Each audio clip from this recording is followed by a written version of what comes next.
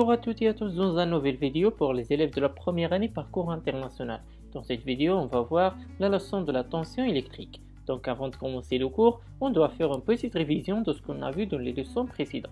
On sait que l'électricité est un élément essentiel de notre vie quotidienne et on a commencé la partie de l'électricité par les sources de l'électricité.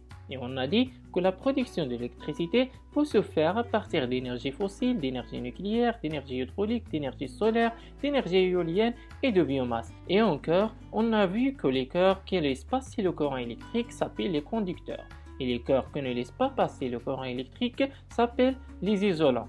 Aujourd'hui, on va voir la tension électrique. Donc, qu'est-ce que ça veut dire la tension électrique? Quelles sont les sources de la tension électrique? Et finalement, quelles sont les utilisations de la tension électrique dans notre vie quotidienne? Pour simplifier la notion de la tension électrique, on réalise les deux circuits suivants. On utilise dans le premier montage une pile de 9 volts, un interrupteur à bascule fermé, une lampe et les fils de connexion.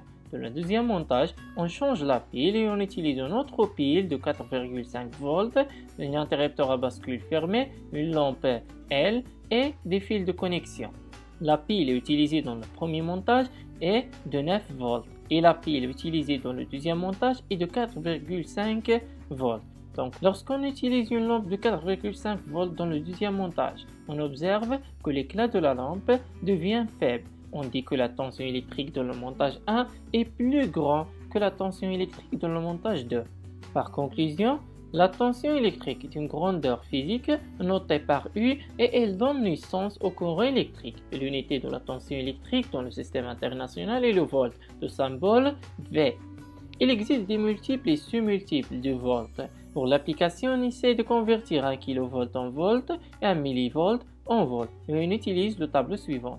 Et pour la première application, on met 1 dans la case de kV. La case de volt se situe à droite, donc on ajoute des zéros sans virgule.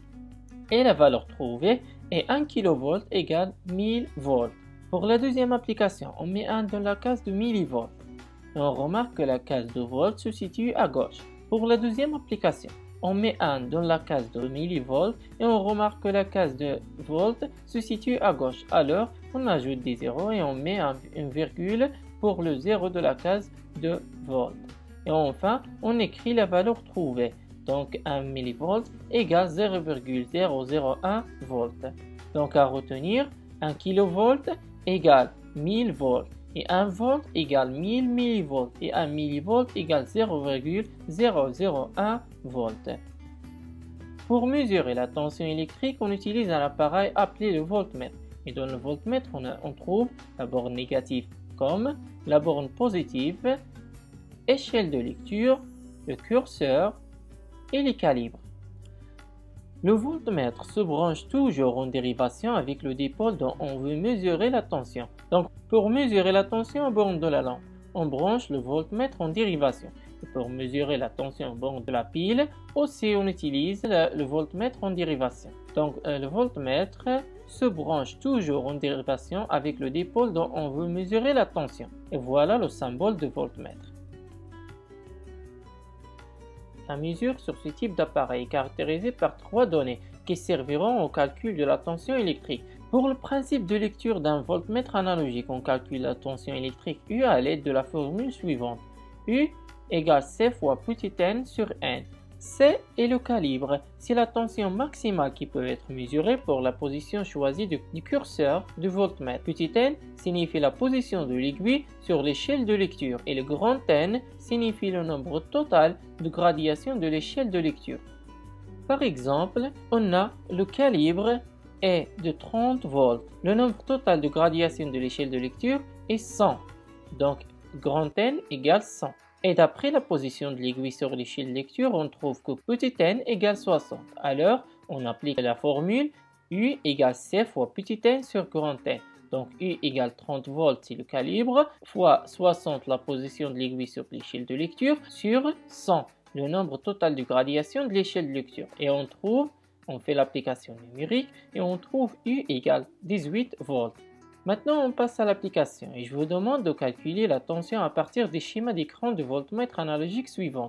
pour le premier voltmètre, on a le calibre est 3 volts, le nombre total de gradations est 30 et d'après la position de l'aiguille, on trouve que petit n égale 17. Et pour le deuxième voltmètre, on a le calibre c'est 100 volts, la position de l'aiguille indique 40 et le nombre total de gradations est 100. Et pour la solution, pour le premier voltmètre, on a le calibre égale 3 volts, grand N, c'est le nombre total de gradations, c'est-à-dire 30. Et petit n, la position de l'aiguille indique 17, le nombre total de gradations est 30. Donc on utilise la formule U1 égale C fois petit n sur grand N et on fait l'application numérique. 3 volts fois 17 sur 30 égale 1,7 volts. Alors la valeur trouvée de le premier voltmètre est U1 égale 1,7 volts. Pour le deuxième voltmètre, on a le calibre égale 100. Nombre total de gradations sur l'échelle de lecture est 100. Et d'après la position de l'aiguille, on trouve que petit n égale 40. Alors, on utilise la formule U2 égale C fois petit n sur grand N. Donc, U2, on fait l'application numérique. U2 égale 100 volts fois 40 sur 100. Alors, U2 égale 40 volts. Donc, la valeur trouvée est 40 volts. Pour la mesure de l'intensité ou la tension électrique, on utilise aussi un appareil appelé le multimètre. Pour le voltmètre, on utilise les bornes V et COM. Et pour l'ampèremètre, on utilise les bornes 10 mA et COM ou mA et COM suivant les calibres désirés. Pour que la mesure soit plus précise, il faut que le calibre du multimètre soit immédiatement supérieur à la valeur mesurée. Si la valeur mesurée est supérieure au calibre utilisé, le multimètre affiche 1. Pour afficher une valeur positive, la borne COM du multimètre doit être branchée du côté de la borne moins du générateur. Merci pour terminer la vidéo et au revoir à la prochaine vidéo avec une nouvelle. Run free and dive into the sky. Hear the wind crying.